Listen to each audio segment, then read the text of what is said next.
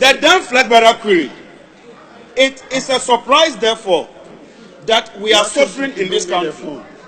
A school which cost 160,000 to construct by the private sector cost in excess of 500,000 when done by this government. Why won't Ghanaians suffer?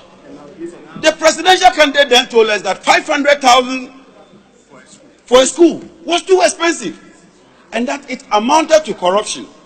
Today, under the man who is prepared to protect the public purse, he is spending almost 800,000 to construct a school.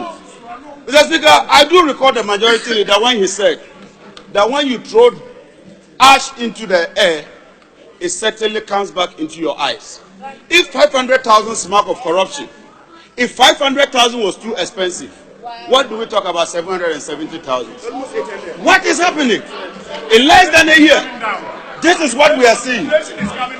Meanwhile, Mr. Speaker, we are told that inflation is coming down. But Mr. Speaker, when we met as a committee, we were told that the ministry formed and inaugurated a 10-member regional team and trained them to conduct the infrastructure needs of all the 275 constituencies. Mr. Speaker, I am the MP for Yape Kosogo constituency. If you come to the constituency, Mr. Speaker, and you want to interact with stakeholders, does it not make sense? Is it not proper that at least you talk to the MP to also contribute and tell you what their problems are? We are members of parliament, Mr. Speaker. We are members of parliament. When something goes wrong, we shouldn't take partisan position. And more often than not, we hear of people go to a constituency, claim that they've interacted with the constituency, without even contacting the member of parliament who was elected by the people in that constituency.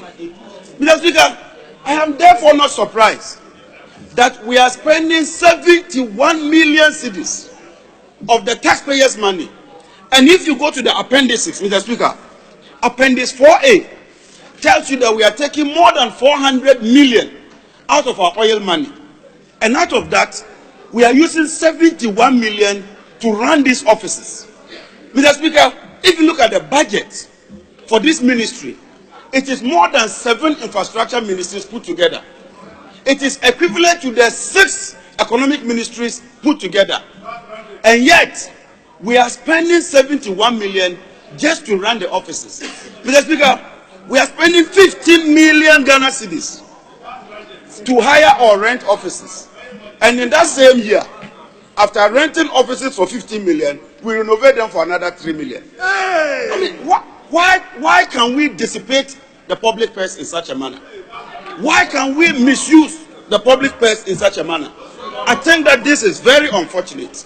Mr. Speaker, if you go to my constituency and you tell them that you want to spur development, you want to bring productivity, the solution is not to procure an ambulance.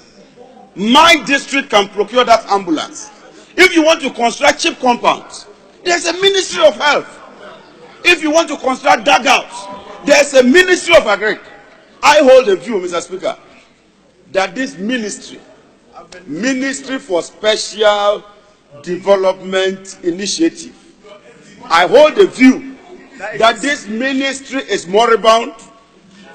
It ought not to exist because it is nothing but a duplication of the work of the assemblies and the existing ministries. Mr. Speaker, we are spending 71 million cedis of the Ghanaian taxpayer. Your money, the money that we get from our oil resources, we are taking 71 good million cedis to run these offices. We are spending 15 million to rent offices. Couldn't we have used this money for something better? Mr. Speaker, it saddens me.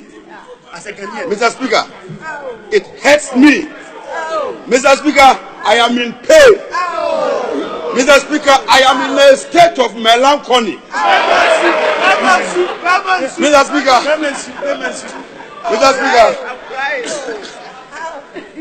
Mr. Speaker, we can't continue like this. No.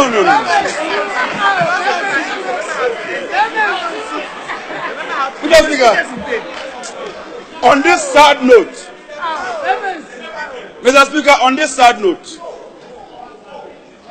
I wish to advise His Excellency the President to listen to our advice and protect the public first, and not turn this ministry into a ministry where money is dissipated, where money is spent without value for money. Thank you, Right Honorable Speaker.